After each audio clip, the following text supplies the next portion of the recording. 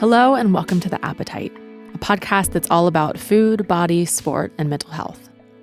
The Appetite is brought to you by Opal Food and Body Wisdom, an eating disorder treatment program in Seattle. I'm your host, Carter Umhau, a therapist, artist, and writer. Today we've got some special guests. Opal co-founder Cara Bazzi's daughter, Sophia, is here, as well as Lexi Giblin's daughter, Ila. They're going to be joining us today to talk about some motivating ideas around body image and relationship to food. But first, a brief conversation with Cara and Lexi, Opal co-founders, about how to parent girls around issues of food and body image.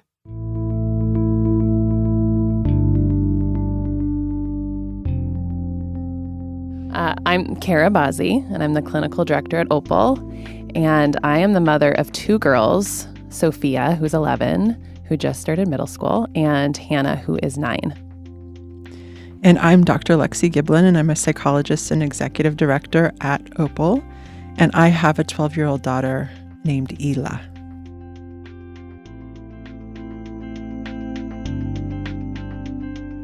I'm so excited to get to talk to Ila and Sophia today. But first, I wanted to get a sense of kind of how each of you individually have parented your girls, considering your expertise in the eating disorder field.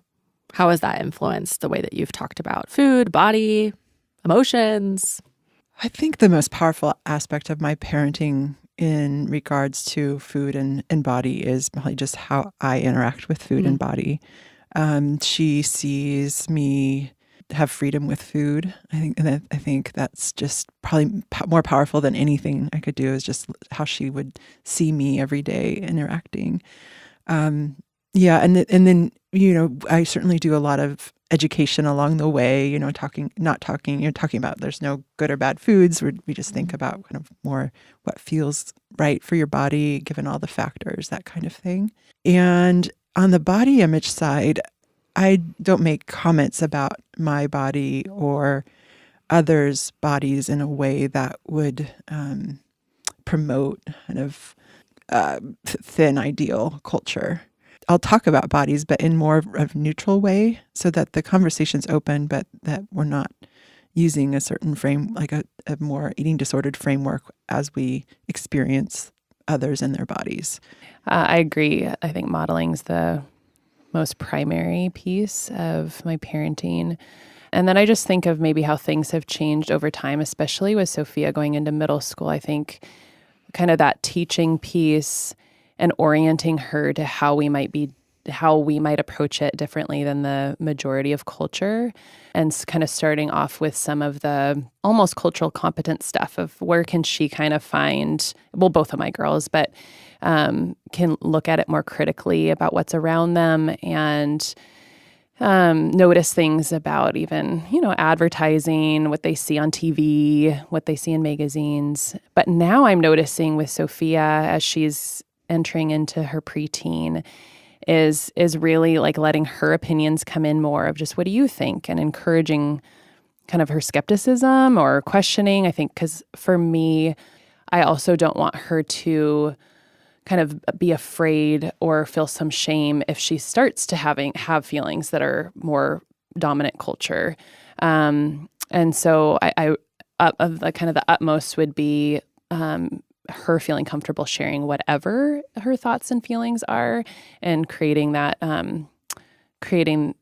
just space for that. So I might even say, I've said stuff like, Sophia, it's, if you do have like hard feelings about your body, it's totally okay. And I'd love to just be able to talk to you about it. And even just observing and paying attention and really kind of noticing things. So she is sitting now in the front seat of the car.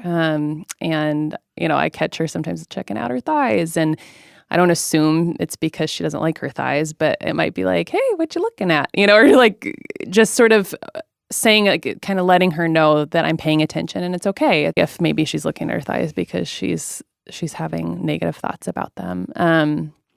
So I think I'm just again mindful of her age and knowing that she could feel pressure not to have any any quote unquote non kind of our family philosophy thoughts. Kara and I led a body image group for our girls and their friends. And so we did some psychoeducation on eating disorder prevention and health at every size. And so it's been cool to see Ila be sort of a thought leader in her friend circle around eating disorder prevention. She'll post things on her Instagram and things that are very anti-eating disorder. And she'll get responses from her friends like, "You're so awesome, way to go." And, just, I said, I think that's something I've hoped for her, is to create have a friend group where that is the conversation rather than this ingesting the majority culture way of thinking. That reminds me, when we were creating that body image curriculum, that was one of our intentions, was that we'd invite their really close friends. So then they're all hearing the same things to foster that being a part of, like, that could be part of conversation. So I'm just grateful we did it. I mean, I think that was a smart decision on our part. And it makes me think we're getting ready for Hannah's body image talk that I want you to do with me. And Ila's has an over-controlled temperament. She's very interested in doing the right thing. So her personality is more vulnerable, I think, to eating disorders. So we talk about that. We talk about over-control, and she wants to be under-controlled on the basketball court. And she's very aware of her temperament and what that might mean. Or I'll talk about it. We kind of play with it often in her life. Again, like, that just reminds me of, I think, the parenting stuff we're doing right now is similar. I think that both of Sophia has some similarities to Ila, so she also has more of an over-controlled. So I would say we're really talking about perfectionism as a theme right now, especially as she started middle school and she's going into this, like, higher academic curriculum in her middle school. And so so just that, really kind of talking about process versus outcome. And it's fun because I'm seeing some of that parenting now get infused in her experiences, where I'm seeing more resilience when she's not winning, or like she just tried out for the middle school soccer team, and there were 60 kids and 20 of them are getting cut. And actually she finds out today she's cut, but she's pretty sure she's getting cut. And watching her kind of walk through that experience and still try really hard and not get so caught up in whether she's making it or not is, like, kind of baffling to me, because that is not how I was as a kid with sports. I was much more impacted by what I saw as failure. So it's fun. I think there's been some seeds that have sprouted, I guess, around that perfectionism work. Can you all imagine a different way of talking about food and body as they both get older, or all three of them get older? Do you have any anticipation of how the conversation would change? Well, I think maybe what I just said around it will now, I think she's going to have her own ideas, her own reactions, and I think her kind of self will be a bigger part of the conversation. And so I guess and I had an eating disorder. So I think the whole time I've thought, this is not an impossibility of it's an interesting thing of, because of what where I've been and how I've grown and what I do, they're going to have a lot of natural prevention stuff from my own modeling and all of that. And it doesn't mean that they're for sure, immune to developing an eating disorder. And so I'm just cognizant, like, I can't control all those things. And yet I'm not afraid. I'm also not afraid of it, because I've walked that path. So I think, I guess I just imagine more of her, more of an equal conversation about her just being able to process her experiences in life and how that shows up with relationship with food and with her body image, as opposed to a little bit more authoritative stance, I guess, when they're little, more the teaching side.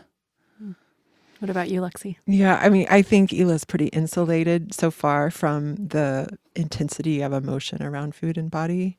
So I expect the conversation to change over the years. And I don't think she's felt concerned about I don't think she's actually felt concerned about her weight or has felt any pressure to change her weight.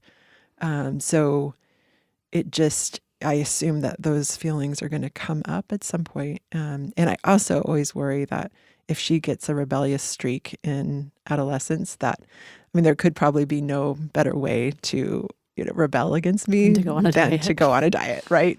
So I thought about that, or, Yeah. that would really stick it to me, So Yeah, that would be probably pretty successful. So, yeah. So I have that worry in the back of my mind because I was really rebellious as a teen. So I'm kind of getting ready for that.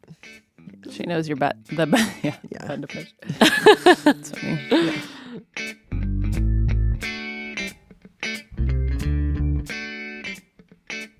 Lexi, would you like to start with a little introducing of Ila? Sure. I would love to introduce my daughter, Ila Giblin, who is 12 years old. So today we're talking a little bit about body image and relationship to food. And Ila, I bet it's probably a different experience for you as a kid to have a mom that works in a setting like an eating disorder clinic. What kind of messages do you feel like you get at home about food and body? Yeah, well, I think that definitely does have an influence on my philosophy about body image. And I guess it's influenced me by thinking about food in a positive way and food as being your friend more as than an enemy. Mm. And do you hear that food is the enemy in other settings? No. Well, most of my friends and what I've seen at school is most people really love food. So it's not really viewed in my world as a bad thing. What do you feel like when you think about food being your friend? What does that mean to you? To me, that means that you're fine with eating any food and food makes you happy whenever you eat it. And the way that it makes you feel is it makes you feel happy as opposed to it making you feel sad every time you eat food or sad about my body. Mm. That's a really good way to think about it. I like that philosophy a lot. Lexi, what is one thing that you feel like you've learned from Ila about food and body? Oh my gosh, she's actually taught me a lot. Really? Yeah, she really has. So she is, we're growing, we've grown at about the same, she's grown in the same pace and same way that I did. So then by watching her grow, it's like watching my younger self grow to some degree. Wow. Because we've got my height charts and all of that. And to see her grow, I think about myself back then differently. I would have had a different, maybe felt more self-conscious about in the moment of when I was, at the time that I was whatever size, but then to see her in it has given me a different vantage point. Yeah. And a lot How cool more. you were. How cool I was. Yeah, I do have feelings like that. Man, I was so cool and I didn't know it. Getting to see Ila in that. Yeah. She also, I think Ila has also given me a gift around her viewpoint about me is really honest and positive. She's always just been, Mom, you're so beautiful, and this kind of thing pretty consistently. And from her eyes, how she sees me is, I don't know, healing in a lot of ways. Just really sweet, and I can see that she's being very honest. Yeah. So I think she's taught me to find a lot more tenderness towards myself as she shares how she experiences me. That's such a sweet exchange that you guys get to have. Yeah. And admire each other in that way. Mm-hmm. Mm-hmm. Ila, what's one thing that you feel like you've learned from your mom? I think I've learned to more accept my body how it is and not have to change it to fit other people's standards, and to have confidence in who I am as opposed to who other people my age or other people in general want me to be. Mm. Yeah, and yeah. Are there things that you feel like you're really proud of in yourself? Yeah, I mean, I'm pretty modest to say to say that, like, I don't know. I don't really have a lot of things that I don't like about myself, because I think that my mom has like raised me to feel more confident about everything, and about my body, like my weight and everything about me. Yeah. That's wonderful. Are there things that you feel like when you're at school, there are like other girls or other people that are experiencing some of those insecurities differently? Yeah, I'd say other people's parents are probably a little more harsh on their kids, like, you need to be a certain way. I can think of a few friends that definitely have parents that are more like, you need to be this way. You can't eat this. You have to do this and this. They have to be like a certain way and have to fit certain stereotypes. Do you have a sense of what those stereotypes are? I'd say it's more like you have to play sports. You have to be a certain weight, which is like skinny, or that's what I'd say. Yeah. I know that you two had some really good conversation, it sounds like, before you came in the studio about body image. Are there any things from that conversation that you'd want to share? What were you guys talking about? Yeah, what have we been talking about? We talked about like messages we wanted to give to people. Do you have any messages for people your age? For people my age? That's probably most of the listeners. That's a good point. Gosh, I don't know, honey. Or like parents that are struggling. Yeah. Do you have anything you'd say to your friend, of someone your age whose mom is maybe saying they shouldn't eat certain things or not very much of certain things? Or I think I'd just say, like, you don't have to really fit who they want to be, because you're your own person.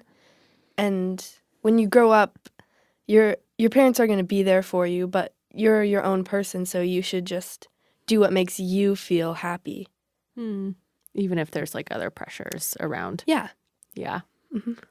What would you say to an adult?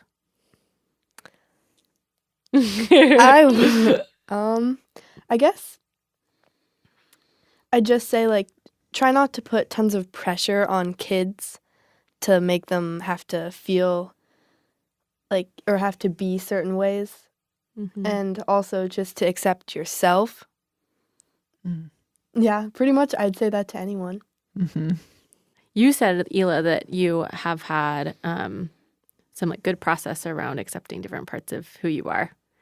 And it sounds like that's something that you feel pretty confident in. Yeah. How did you do that?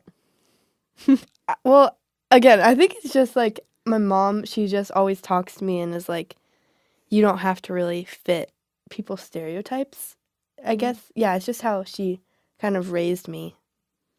To have a greater sense of freedom around Yeah. who you could be. Yeah. yeah, that's one thing I noticed in her. She has a stance about things, and I would have been more people pleasing.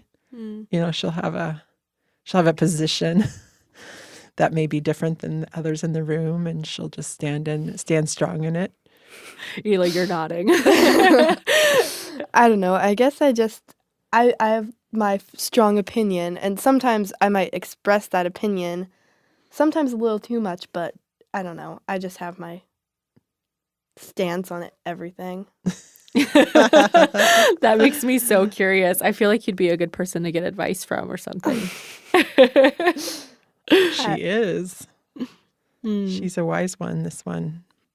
What is it like for you to hear that? Do you think you're a wise one? I don't know. I would say I don't think I'm that wise. I mean, but I mean, if you say I am, then that's pretty sweet of you. Oh.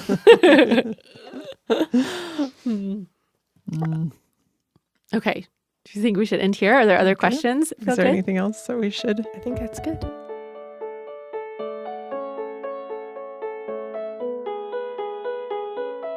So this is Sophia Bazzi, my daughter, and she is going into 6th grade, middle school for the first time. Yeah. Okay. Kind of nervous too, but. Well, we're so happy to have you here. I wanted to ask about what it feels like for you to have your mom kind of in the eating disorder, food and body world, and what that looks like for you at home. Well, I'm very grateful that that she does what she does, because it's given me like a new outlook on like life in general, but also that specific area of like not having to be perfect all the time. I am who I am, and I'm not gonna be the best at everything or know how to do everything, or like I'm perfect the way I am. Yeah. Do you feel like that's like some things that you hear at home are different from some of the things that you hear at school? Yeah. Sometimes at school, they're like, watch what you eat like a bunch of vegetables. There's actually this one time at this basketball camp where she's like, 9 to 11 cups of vegetables a day. Half of your plate should be vegetables. I was like, that seems a lot. Like I can, and like not to eat like sweets, or even like to the extent of like maybe Doritos or something. Where at home I hear like, you can eat whatever you want, but like not too much of everything. Like it's not like just go eat desserts all the time, but it's not like I have to watch exactly what I'm eating, because that would be very stressful. That would be really stressful. It would also be stressful to try and get that many vegetables on one plate. Yeah. Like it'd be like, what do I do? Yeah. I'm curious for you, Sophia, what is one thing that you wish some of your peers knew or thought about differently when it comes to relationship to food or relationship to body image? Well, a lot of the times my friends are like, actually don't really care. And they're like, about like how they look, and they have like good parents who are like telling them that it's okay to do these things. So, I haven't had really, they haven't really like struggled with that as much. But I had this one friend who would like be like, that's junk food, like, I can't eat that. And her mom would be like, don't eat that. That's not good for you. She was struggling too, because I feel like her mom told her, don't do it. So she was like, well, I want to listen to my mom, but I want to have some like cookies or something. And it was kind of hard for her. And I was like, I felt bad, because she doesn't know that really it's okay sometimes, but it's hard to like say no to your mom. Right. So, like if she wanted a cookie, it would also be sort of doing something that her mom didn't want her to do. Yeah, I felt like if I was in that position, that'd be really tough and hard to deal with. That would be really hard. Be sort of in the middle of what you wanted. Yeah. What's one thing maybe, or anything that you would want adults to know around talking about food or talking about body image? Well, just not be so hard on them, like when they're trying to like don't make them feel bad about their like body, despite like, because it's hard, because if they learned by their parents to like watch your body and eat like vegetables and protein and no like snacky foods, because it might have been hard for them as well, so they have to like understand it's hard for their kids, and to maybe like just let them eat sometimes what they want once in a while at least. And yeah, that's usually what I think. Yeah, that's a great answer. So when you two have talked before maybe about body image or even relationship to food, would there be anything that you would want maybe an outsider to have been able to overhear about your conversations? I think of one of the times, gosh, you must have been in preschool or maybe kindergarten, where do you remember this? We were sitting on our bed and our legs were up, and we started talking about our leg shape, and we had that conversation about genetics. And because you were kind of wondering about your legs shape and your thighs, and we were realizing your thighs looked really similar to my thighs, and then how Hannah, your younger sister, her legs looked a little bit more like Daddy's legs. And so I just thought that was a really fun conversation that we had about noticing our bodies and how it relates to our genetics and our family. And I do think that oftentimes people don't give enough credibility to the bodies we're born in. And there's often just a belief that we can change, that there's so much more that we can change when in actuality, a lot of what we are is from, we can't control. Yeah, do you remember that? That's, yeah, kind of. That's important to, like, yeah. And I think embrace the fact, like you said, that it is your genetics and, like, you can't change it. Because, like, if they're going to try to change it, they could, like, it can be bad sometimes. Like, if you're, like, going on a diet or something, and then you could get sick and realize, you told me, like, before, like, they could go with a withdrawal or something if they were like, okay, I'm going to stop eating cupcakes, but I love cupcakes. And then they go for the cupcakes and eat way too much and, like, get sick. And so, yeah, to just be able to embrace themselves how they are. That's a wonderful message. Thank you. You know, one thing I thought would be kind of fun is last night before we went to bed, Sophia brought out her precept books. She was just telling me, like, one particular quote that she really loved from Oscar Wilde. Do you remember?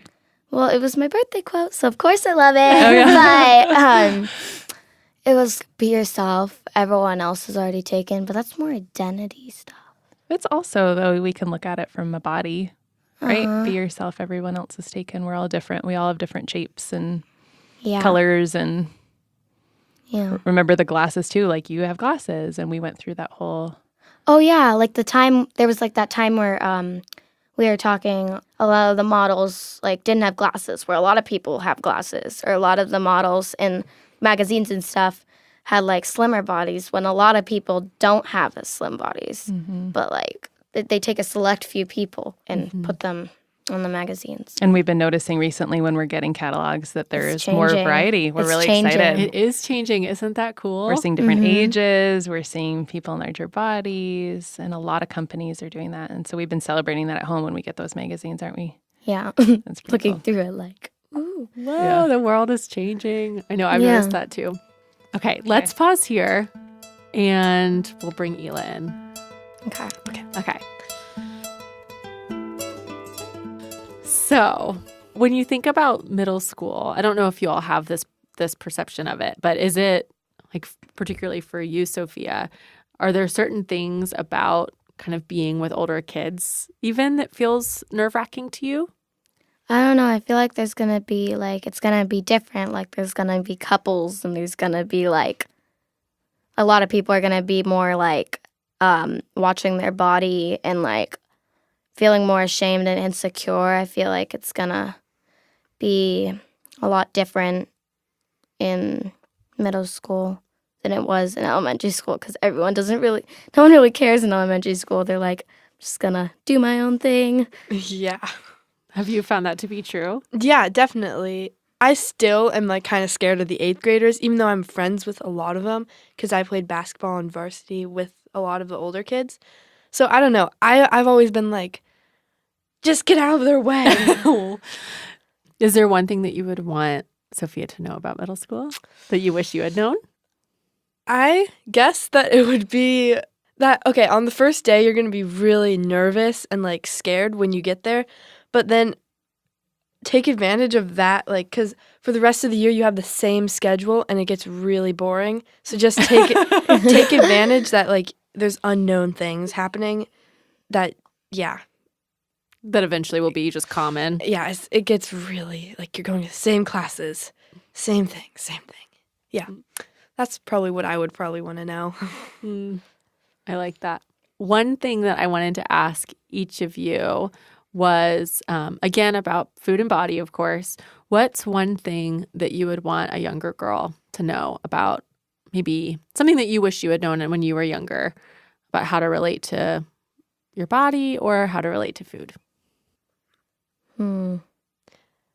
I think what's hard for me about answering this question is, like, that I'm still pretty young, so I can't really think about when I was younger, but I think I'd probably want to know that the way I am is okay, and like the way everybody is okay, and they don't need to change that for other people or stereotypes or even them thinking that they need to be a certain way. Like you're awesome how you are, and you shouldn't have to change that for other people or yourself. I honestly feel like with younger girls, though, it's like they feel more comfortable. I feel like it's when you get older, like in high school, where they might need that advice more. Yeah. That's a really good point. I remember when I was entering I don't know exactly when. I remember 6th grade was actually pretty hard for me. But I had a hard time at all different ages for different reasons. But I do remember that when I was probably middle school, high school, that's when things started feeling a little bit more difficult, maybe even around food or body image. So is there something that you'd want to know from an older girl? I think if I didn't have the same parent that I had, I think my friends, what they need to be hearing is like that, I guess how like they think about food should be more like happy. Like they should be thinking about it that food is like, food shouldn't be oriented around weight. It should be more oriented around like your well-being, fitness, and like pleasure, happiness. Yeah, that's probably. I feel like it's hard to put myself in a position of someone who wouldn't know like this stuff, but if like maybe one of my friends would just like need to know they're good, they're fine the way they are, like they're perfect the way they are. They don't need to change. And like Ila said, a lot of people relate their food around like weight and stuff, but love sweets.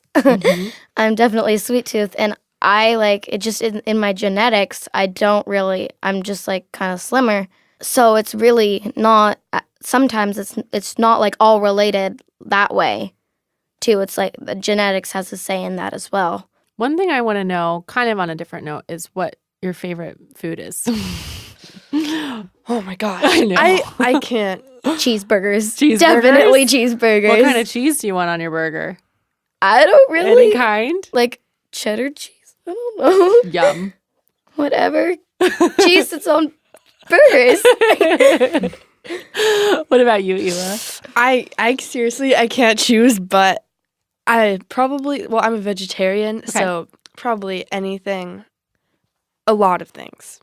I can't choose. Yeah. I want to know, like, when do you guys feel most confident? Yeah, well, for me, I guess it's on, like, I play soccer and basketball. I'm kind of obsessed with those two sports. And so I guess I feel more confident on the soccer field and the basketball court because, like, I know that, like, I don't know. I just feel comfortable and confident and, like, that I'm good, I think. I feel pretty confident playing volleyball because that's a sport that I love and that I feel like I'm pretty good at. I do play soccer as well, but that's different because I feel like I don't feel very confident in soccer because I just don't really put too much work in that sport particularly. It's like a game sport I play with, like, because I have a really good team and it's like fun to do that together, but I'm not super confident there in that area. But in volleyball, I feel very confident. It's a place where you put more energy. Yeah. I think I feel also really comfortable around my friends because they're confident, I'm confident, I just feel more comfortable. Mm. Yeah. I feel pretty confident when I'm teaching someone something. Really? Yeah, actually.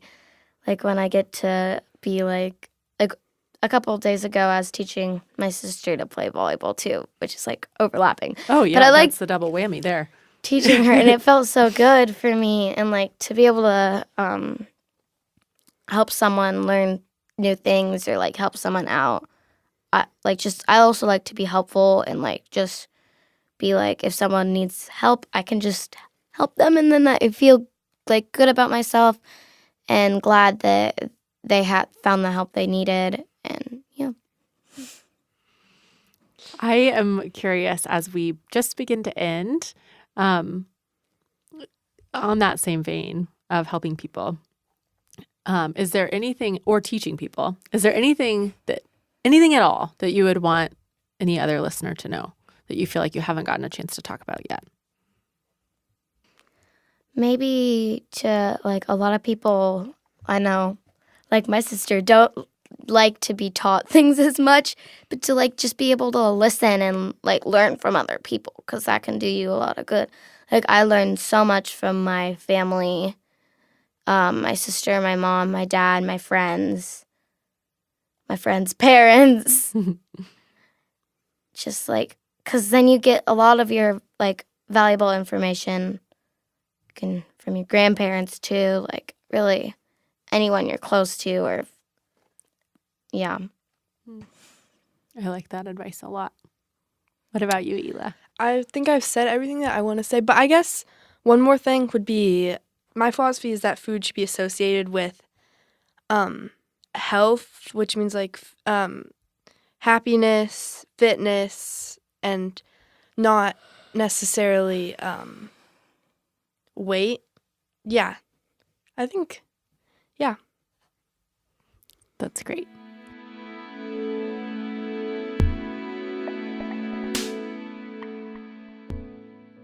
This has been the Appetite Podcast, and we've been with Ila and Sophia. Thanks so much. Bye. Adios. See you. See you later.